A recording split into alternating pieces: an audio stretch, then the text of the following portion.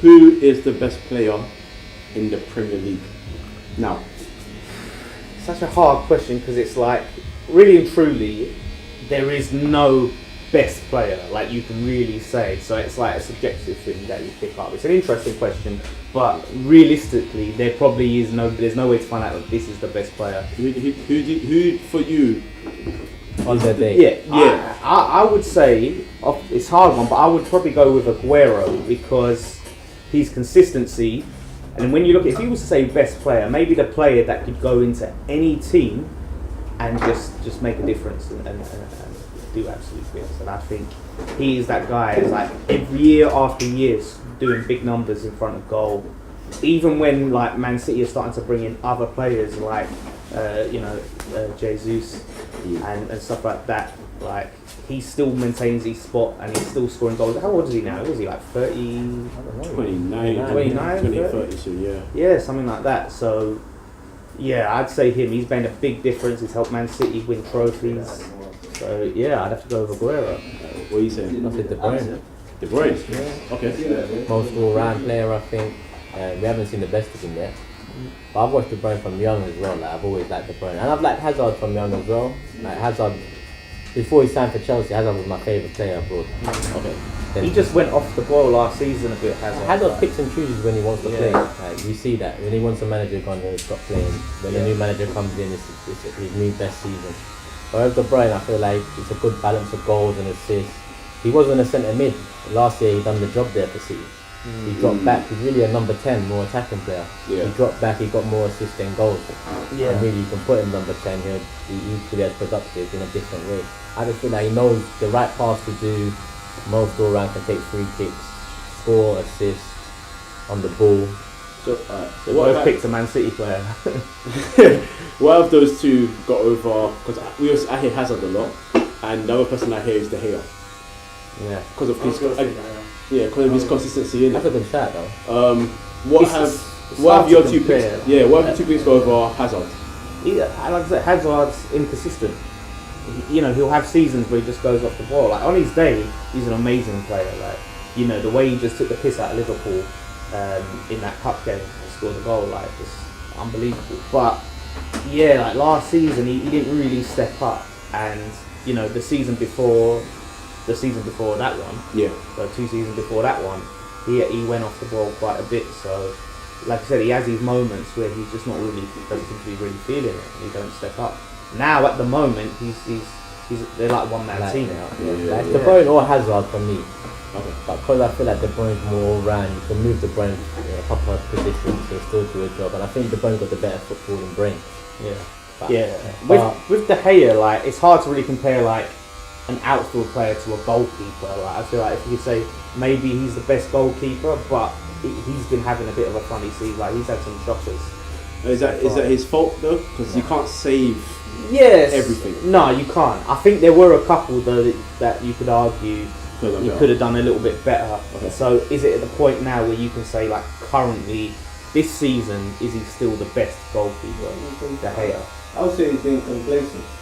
Yeah, maybe. Yeah. So he's been complacent because obviously he wears that crown as one of the best goalkeeper around. Yeah. So he's letting that get to his head to some point. But he tries. He pretty much holds that defense down almost single-handedly, bro. You know what I mean? Almost single-handedly, because like don't get me wrong. Apart from him slacking and whatnot, he can be consistent if he wants to be. Yeah. So you can't really fault him to an extent. You know what I mean? The thing is, when I was growing up here, I grew up with the analogy that a goalkeeper is only as good as his defence. Like saying if you have a defence, it's not going to look great in a goalkeeper's numbers. Definitely. But De Gea last season defied that, if you understand what I'm saying, by keeping Man United in game. So now that he's having a little bit of complacency, he shouldn't really be criticised too harshly, if you understand what I'm saying, because he's held it up for Man United. I mean, we can't criticise him because like you said, if it wasn't for him, we would have. It's just a case of can you right now call him the best goalkeeper in the Premier League currently? Yeah. Who would you say would be better? Yes, I will give him that. Who would you argue? The thing is, I'm a United fan, but yes, I will give him that. Yeah, I think there's a couple of goalkeepers that look like they could take that over, but it's too early. Obviously, Alisson could potentially, but you can't really judge him off a few games. Reputations that they've had abroad. Yeah, no, but they've had a couple of games. Chelsea's goalkeeper looks really good, like in the Premier League. Yeah, for that 71. Yeah, exactly. But again, 7 games, you can't come and say like he's going to just take the crown already after 7 games. That's what I'm saying. De Gea's been doing it, and United have been dead for years, and he's still been a highlight of you lot see that he's won player of the year 3 out of the last 4. I think he won it 3 years in a row. So I can't take that away from this year. I feel like obviously last year I agree with you. He kept them in bare games, but United as a team defended more. Then the problem in summer was how are United going to expand offensively whilst keeping the best or second best defensive record? That's where the problem now. You lot are trying more expansive football, but it's at the cost of your defence now. That's why last year Bailly looked great with Smalling or whoever it was. But this year it's a different story because now the whole team is not defending as a unit no more. Yeah, that's true. But De Gea will improve every squad, any squad, even Man City. He'll come in and improve them. But was that the same? We say that's the same with Peter Cech, right? Because Peter Cech, right?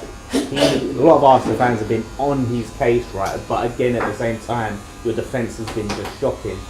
Yeah. Right, so but not this season. Our defence hasn't been. I think they've been okay. Sorry to cut you off. Get this right.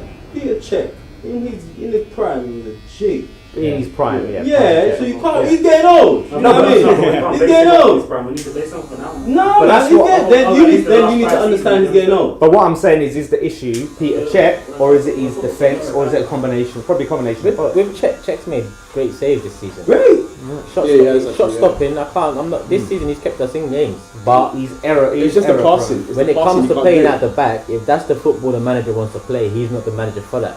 Like Joe Hart is not a shit keeper. It's not. But Guardiola come in. Like he's a shit keeper. I'm not too sure he's that good. He's not good enough to come to a club and just sell like that. Okay, alright, yeah. He didn't. It's tough with. At Burnley, he's been man of the match like 3 times this season already. Is that hard though? Yeah, Burnley's a good side. I think so. Defensively, they are. Defensively, they're decent. So who did they have last year? Heaton's a decent keeper. They brought in Hart and he's taking his spot. Obviously, we had Joe Hart, and there was games like against Chelsea. He had like a world class performance, like unbelievable, and then he'll go and just make some dumb mistakes like against like Everton or something like that, and it's the football you try and play in it, like that's it. Like De Gea is the best keeper, but if you're trying to play at the back, he might not be the best keeper for a team like that, because we don't know how he is that way. But this is why really saying best player, it's like you kind of got to look at it in a way of best striker, best goalkeeper, or you can say most important player. Like who is the most important player to a team? Like I don't know. But then it'd be Hazard, because you take Hazard out of Chelsea, they're dead, right? De Bruyne comes out of Man City, they still win. It's KDB World Class. It's a growing world class. Hazard. Well, to me, a world class player is a player that can get into any team. Well, you don't know about Hazard. I'm not sure about Hazard because of the lack of consistency. That's the thing that troubles me, because as good as he is, he's had seasons where he's gone off. Last season wasn't too great, but the worst season he had was when he struggled to score until April or May. But obviously we've seen this season what he's capable of, but he hasn't been doing that year by year. Whereas when you talk about KDB, it's been City 3 years, but he's been consistent. Aguero, even with injuries, he's scoring 30 minimum a season. You've got to be consistent to be world class. You're right. I think that's definitely a case. You can't just be like have an amazing performance on Saturday, rock up to the Champions League on Wednesday, and then just hide. And just because people are thinking, imagine look how great he was against Burnley, and people are going, well, what about against like Inter Milan? Like what we do there? Like that kind of what happens with Ozil. Ozil's that sort of player. Like a lot of people call him world class, and like obviously his reputation, he built that up. But lately, when you look at last few seasons, he could have a great game against flipping Red Star Belgrade or something like that, and then rock up to Chelsea and then go missing. The way I look at it, if I say Ozil's world class, I always add he's world class at creativity. Okay. Hazard, how many wingers in the world can you not name better than Hazard? Neymar. Is he better than Hazard? I think he is personally. But apart from that, I can't really name anyone else. He's better. He seems like he will be better, but what do you he's think? Not as. What do you think Hazard has over him? Everything. Yeah, I think right now everything but skill. Bro. Really? Everything. Bro. I was gonna get on my nerves. No, that's Hazard and Neymar. Neymar? What about Salah? No, Salah's not part of this discussion for me. No, but I'm saying if you're talking about who's better than who's a better winger than Hazard. Salah's up there, but I wouldn't put Salah there. Mane. Mane's a good winger, but not yet. Salah's above Mane for me, but not Hazard level, because Hazard won 2 leagues and he's been a top 3 player in both them seasons. True, yeah. When you look at trophies and things like that, and making a difference on that perspective, if he can keep this up for the rest of the season, then Hazard you're talking about. But if he gets injured or anything, Chelsea. But look at even World Cup. Hazard brought Belgium to semis. Yeah, Neymar didn't do nothing. Ball out as well. Brazil. Yeah. All right, just to finish off, your top 3 players in the Premier League right now. So if the number 1 wants to go, who's second and third? Number 1, Aguero. I'll go De Bruyne as number 2, and number 3. It's hard. I would say, I'm going to go out with maybe Firmino. Top pick for Firmino. Okay. Because I think he's been quite important to Liverpool. He's one of the players I think that goes under the radar. And I would, like I said, Salah, it's too. He's had 1 season and he's not been quite up there. So yeah, I'd say Firmino. You're 3? De Bruyne, Hazard, Salah. De Bruyne has a Salah. Yeah, that's because Salah, you know what, it was 1 season, but then he scored 2 at the World Cup with Egypt, even though it was a poor run from Egypt. And he's one off his tally at the same point last season, this season. He's actually one off goals-wise. We'll see what happens, but I think Salah. Spurs players are going to be crying in there. Where's Harry Kane? Where's Dele Alli? Before when you were speaking, I was thinking, should I say Kane first? But Nah. Kane ain't even really been scoring too much. Please. Kane. I don't know, man. I still don't know.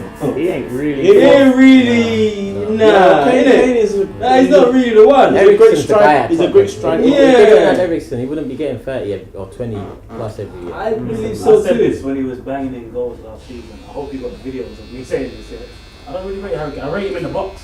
Even a World Cup. Kane don't rate him as a player. When it comes to scoring goals, he Kane is the guy. doesn't But in do terms of it. overall impact to the team, Eriksen's the guy that runs the team. I said Absolutely. he must have had he must have been the worst World Cup performance that won the Golden Boot in the history Easily. of the World Easily. Cup. For no reason as well. Easily. Definitely. Pure penalties and set pieces And the shot that hit his heel. I didn't even know about it. He was like, there's a goal. Like, Yeah, hey. Yeah. Trophy go with it, yeah. so Nice one. Thanks for watching. Please let us know who you think the best player in the Premier League is currently. Let us know by liking, commenting and subscribe to Footy Says.